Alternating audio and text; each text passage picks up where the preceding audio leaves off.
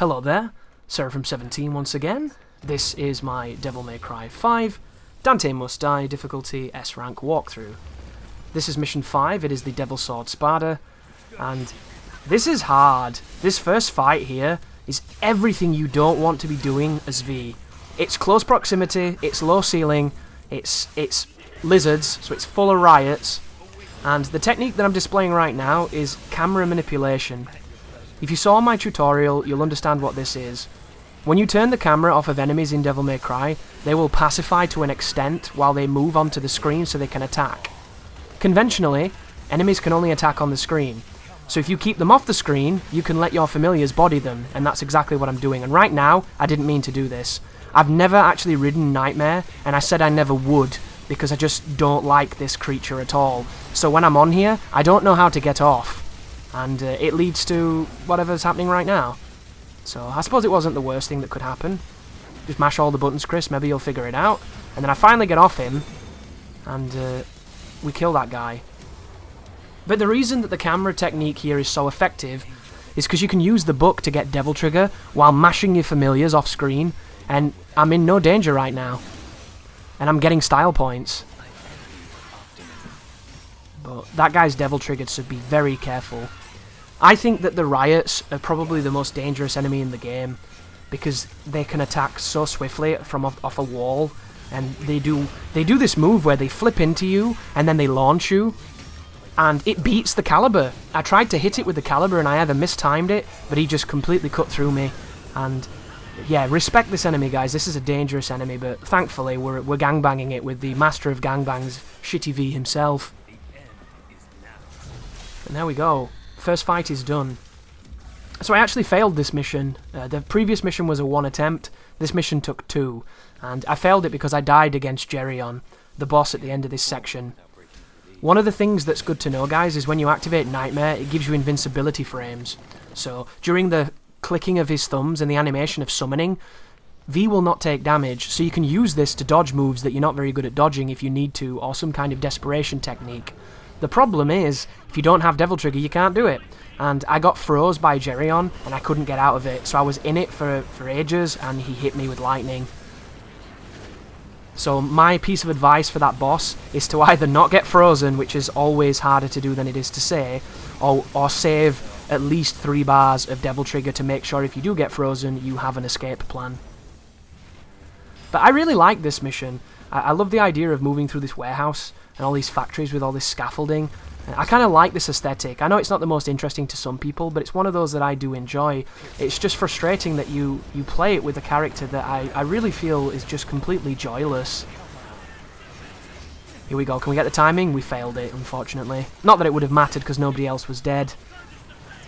Another one of those wonderful idiosyncrasies of this character. Like, imagine if I could just get involved. It'd be so sick, dude. Oh my goodness. I just... Don't be negative, Chris. People like V. Stop being mean. Stop talking to yourself in third person. It's weird. Well, here we go. There's one guy now, so we can start using all the moves to try and cash in a little bit. Build our Devil Trigger. I should be reading the book right now. There we go. Knock into the air. I tried to use the gun to keep it in the air from Griffin, but because he's Devil Triggered, he falls really quickly. There we go, doing the AoE, knocks him away. He's always going to do the armoured run back. One of the most frustrating moves in the game, and then we kill him. And we miss the teleport again. Sick. And now we have this, which is a Judeka. And immediately I bring the big boy in to start doing what he does best, which is absolutely nothing, making me wonder why he's in the game. And Shadow is got great depth perception there as he misses. My fault though, right? Here we go. Go on, get him, Shadow. We got him launched. What can we do? Oh yeah, there we go. That's what you wanted. Can we use Griffin to... No, he teleported. Of course he did. And then he kills him instantly. What a nice man. Do you see this enemy though, guys? Can I just have a show of hands? Because there's always a contrarian in the bunch, but I'm curious. Does anybody enjoy fighting this runaway teleport enemy? The Judekas are just trash, man. Nothing that they do is fun. It's so weird. And guess what, right? Do you know what hurts me to say this? I love how he looks. And I love the idea of him. I think the stretchy arm stuff, I think the general aesthetic makes him look really cool. The scythes. One mechanic I would love that I've mentioned on stream, I think, is, you know when he throws the scythe at you? It'd be cool if you jumped and you landed on the scythe, it brought you back to him. And if the gimmick of this enemy was that all of his attacks will actually bring you to him so you don't have to chase him down, I think that would have been super cool, but that's just not how it works. And I feel like he should never be able to teleport when you're hitting him, he should never be able to teleport when you juggle him, and he should never be able to teleport when he's knocked down. The whole point of a mage in a game is that when you get close, they are weak. They can't be strong at all ranges, then they just become a cunt. Like this guy. Like, look at this! A 20-minute fight because the fucking familiars are drunk, I'm drunk, he's drunk. Like, it's just ridiculous. And now he's devil triggered, so his defense is incredible. There's his little bad touch move. And I don't know, man. I hate that enemy so much. And I'm frustrated right now, guys, so I apologise if I'm speaking out of turn, because I do love this game. Be under no illusion, I love this game. But right now, I hate it. And I hate it because it's just not well designed in a lot of ways. And I know that sounds incredibly arrogant and kind of savage to say that and disrespectful. Most of this game, 99.5% of this game is designed very well. But there's that 0.5% of this game that's as if it was designed by a moron who hasn't played the game. And I hate saying that, I really do. I never want to insult people that put all their hard work and time into something so amazing. But there are these questions that keep cropping up and you wonder, how the fuck does this work like this? Why does this exist? And of course, you can't make something to please everybody, so it exists because people will like it and someone will hate it. And that's the wonderful double side of the coin, isn't it?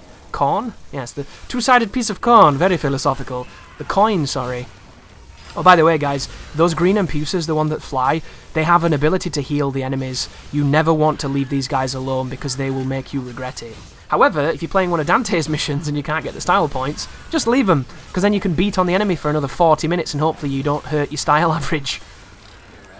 But I took some damage then. I didn't see when it happened. I think I got hit by one of the green Impuses, which is unfortunate.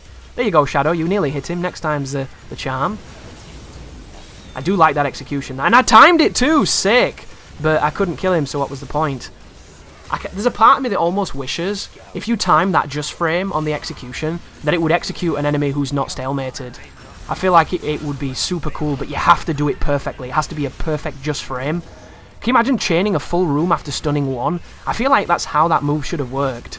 Can you imagine if I'd have been able to kill the Queen just by killing that little green guy? And the whole philosophy of playing V was finding the weak link and using great timing to just chain a full room like some crazy Steel on Bone combo from Ninja Gaiden 3? That would have been sick. But alas, here we are. And then this is a very long execution. But yeah, I think my biggest bitterness towards this character is that I was having these delusions of grandeur about using the cane to do fancy combos, and the moment you hit an enemy with the cane and you bounce off them, it just feels really frustrating. But here we go. There is a barrel here, and I'm in two minds when it comes to barrels. On one side, they can be really useful for hurting an enemy you don't like and getting rid of them. On the other hand, they can be used to hurt you.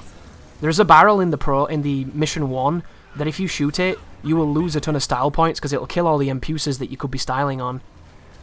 I probably should talk about the style actually, because this is quite a long video and it's just full of mashing.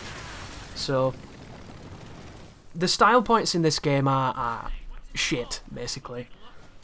I can't find a better way of explaining them, really. Do you know how games have good style points and good ranking systems? Well, this one doesn't. The idea is quite simple. You do every move against an enemy while taunting, and then you do every move against the next enemy and taunt, and you do every move against the next enemy and taunt. And if you tick off all of those arbitrary boxes, you'll probably do okay. The best way to raise style is to get to SSSS without hurting anything, by avoiding and being clever with taunts and doing some kind of exploit that no one's really figured out yet, except for that dude who has. And then when you are at Triple S, you can then just cash in all your damage by using every move on the first guy while taunting, using every move on the next guy while taunting, and then at the end, you'll probably have a decent score if you kept Triple S the full time. You'll probably have anywhere between 5,000 and maybe 8,000 style, depending on how effective you are at gaming the system. However, if you freestyle and repeat combos and do things that look good, you will suffer. because your ranking will suffer because of it, because the game is incredibly strict on what it thinks is stylish rather than what it wants you to do. And I don't really understand why it works this way. It's leading to immeasurable frustration on my part and many others. But that's not even the bad bit. The bad part is, whatever you got on that first fight is now your average for the rest of the mission. And instead of each of the fights adding up to a single number, and whatever the single number being what you have to beat to get the S rank, instead it takes every fight you've done and it measures them against the other. So if your first fight is 8,000 style points and your next fight is 5,000, your average is going to be murdered. Your 8,000 is going to turn into like 6,000 in one fell swoop because you did not do the same average. So if you do the best fight in history and you get 10,000 style points, and then you decide to fight 2 enemies during a traversal section and you only get 2,000 points, your average gets demolished. You hurt yourself for playing well and then not being able to play well again. And it leads to avoiding fights because they're simply not worth the fucking time or the points, and all they'll do is hurt you, and playing in such a manner where it doesn't look great, it doesn't feel great, and it's not interesting, but you're ticking every box of every weapon and every style to make sure that you're doing what the game wants. And it's awful. I really hope I will completely regret saying what I've just said when I know more about the game. But as it stands, it just doesn't feel like being a good player matters. It feels like ticking boxes does. And I just don't understand why it works this way, because I never had this problem in Devil May Cry 1. I never had this problem in Devil May Cry 2. I never had this problem in Devil May Cry 3, or 4, or DMC. It's only this game. And whatever they changed and whatever they did, because there isn't hard numbers at the moment, there's no full facts, nobody's data mined it, and I hope they do, because I'm so fascinated to find out why it works the way it does. But my community on Discord, the people that I interact with on Twitter, kind of the consensus from a lot of the players seems to be, the better you play, the worse you do. And it just doesn't make sense. It really doesn't. These are nobodies, by the way, a lovely throwback to Devil May Cry 1. And I'm just going to keep it in the corner and hit it. But fortunately, playing as V on Dante Must Die, none of these issues are going to come to light.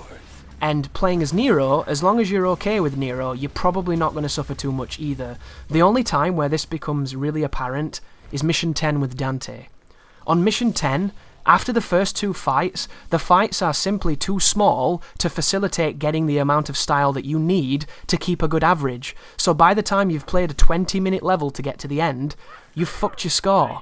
And I've reset that level now 5 times, and I feel like I'm playing better than I've ever played, and I'm doing worse. And it's just so confusing. But hopefully I'll figure it out, guys. That's what it's all about. This is a walkthrough that's intended to help entry-level players get the S rank, and I'm hoping I can find a strategy that's going to make it much easier for you than it's been for me. But one thing I can confirm at this moment in time, doing all the fancy stuff that took me a long time to learn is hurting me, and I simply don't need to do it. So hopefully that should give you faith that a more simplified playstyle will get it done. But here is the Cavalier Geryon fight. I don't know the name of this one. I kind of prefer it when the name of the boss is on the screen. It's one of the things about the Soul series that I really liked. But this fight is great. This fight is so good, guys. If we could replace every fight in the game with this one, this game would be better. 10 out of 10. So the idea is simple. Your familiars are going to distract the boss. You're going to be building Devil Trigger, and you want to be hitting this guy with the forked lightning on top of him when he stops. And if you can, you want to be hitting him with the back forward shadow, because it does a ton of damage. You want to save your Devil Trigger for if you get in trouble, so that good old Nightmare can turn up and bail you out. And all you really do here is run around using your familiars, watching the boss, and every so often the boss will come for you, and then you have to do a well-timed jump. Right now, when the boss stands still, is the best time to hit him. I like to hit him with dropping Nightmare in, and then I like to deactivate him as quickly as I can, but right now it won't let me do it, so you'll notice my hair's going to change quite soon, hopefully. There it was. And then Nightmare does a lovely jump that completely misses and makes you wonder why he's in the game! But here we go. Boss is going to charge. Does his big charge. There's his big AoE. I summon my best friend. He comes out of the ground. I'm hoping this time he's going to do something, as we charge with Griffin, and Griffin's charging the wrong move. But there we go. We got Shadow to attack, and then we got Nightmare to do the same thing. This is a decent chunk of damage happening right now. As he does his lasers, you can just run past this one. You can probably cane those lasers back, but the timing is quite strange, so something to experiment with. And just then, I moved Griffin so that he didn't get caught in the AoE. I have no idea how Shadow dodged it, but I'm glad he did. Here's what I would like to see. The boss is powering up right now, and he slows us down. So this is when things can get quite intimidating, but you should be fine. So if I could change V, I would expand his suite of moves. I would make, like, he has twice the moves he has right now. I would make it so that his cane has combos, because I feel like that's the thing that's missing that makes him really shitty. By the way, right now, because I've activated Devil Trigger, it probably saved my ass just then, but I was able to jump out of the slow motion, so it wasn't too bad. The next thing I would like is for the familiars to be one-to-one. If you press the button and the familiar did something, so it feels like you're in complete control, that would be fantastic. And then if you jump, your familiar should evade. That's the one thing I'd love to see. If I can press jump, and I can make Shadow iframe through a move and then continue attacking, I think that would add so much depth to this character. But at this moment in time, I don't know if there is any evasive maneuvers. It might be some kind of tech that we figure out later on. But right now is when you want to be either getting out of that area or activating Devil Trigger. And the boss is going to run for me now because, oh no, he's not. He's going to go for Nightmare. The only problem with this fight is how long it lasts. Like, I feel like if this boss had the HP of that Parasite on Mission 1, then this boss would probably be really fun. But because he has 4 million HP and your allies don't attack him, they attack everything but him, that's the dodge you have to do sometimes. And he's Devil Triggered now, so he has a 50% reduction in damage. Which is really handy, isn't it? Because he wasn't taking a lot before. But here's me taunting. Feel free to read your book if need be. I'm not going to be powering up my allies too much because I'm going to need the Devil Trigger for Nightmare. But when they die, it is frustrating. There's no two words about it. And sometimes you can kill them both really quickly, and then you're just stuck running around. And of course, one of the strategies to revive your guys quicker is if you stand near them. But standing near them sometimes is more hassle than it's worth. So, here he goes again, charging up. I don't get this move. I feel like there should be a way to dodge it, and there just doesn't seem to be. Maybe you can side dash through it at the perfect time. Who knows, right?